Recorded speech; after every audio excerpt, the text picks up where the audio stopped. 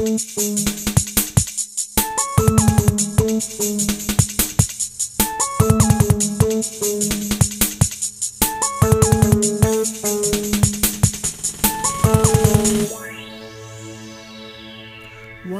These are Proctor instructions for the delivery of the online exam. Both you as a proctor and your students would log in at the same location as you do for the other online courses. When you log in as a student, you'll be able to see then the welcome, and you'll be able to go more detailed information at the oahc.org website. And this website will have more detailed information about how the proctor exam and also how to obtain tokens for your students to be able to take the exams. You can see on the right hand side your courses. It has all our home health courses already, as your users already are using, and they would be able to obtain from you an additional token. Once the student has accessed this course access token and entered it and click go, they'll have that course added to their listing. And once they click OK for the successful message, they'll see then the home health and hospice aid competency exam. Once the student has clicked on the exam, they need to successfully complete each section of the exam. And there'll be more detailed instructions that a proctor must be present. They would click on the exam, and you can see the different sections, Section 1, Section 2, that they need to complete independently.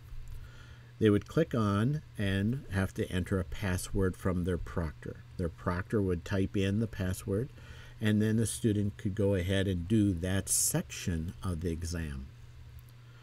Once you have clicked on grades, the grades on the navigation, you can see how the student is doing and passing, or if they need to retake a section of the exam.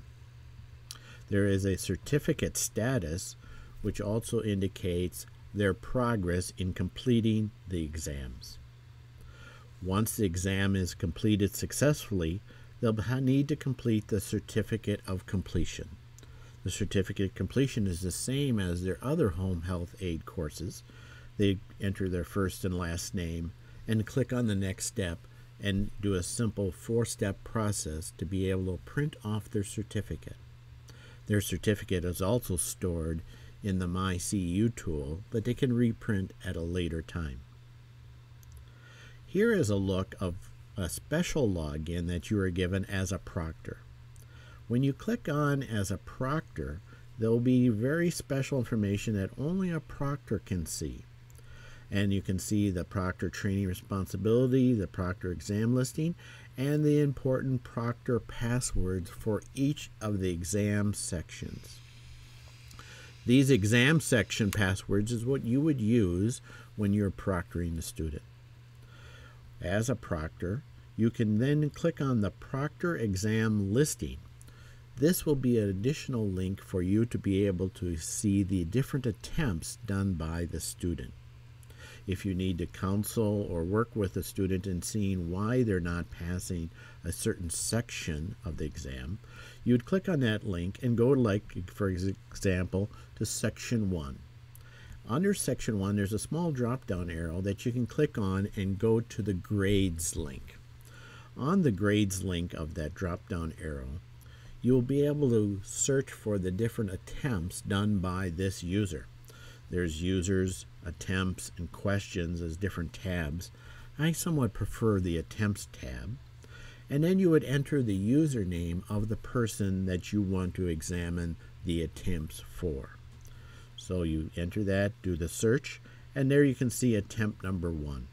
Click on attempt number 1, and you'll have then a listing of the questions and the answers to the different exam questions that the person has missed.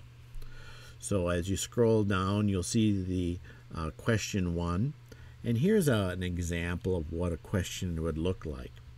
It would look like the question and the different answers with an arrow pointing to the correct answer, and also showing what the student has done for their answer.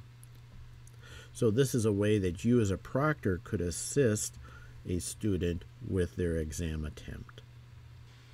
If you have any other further questions, please contact us at rctclearn.net.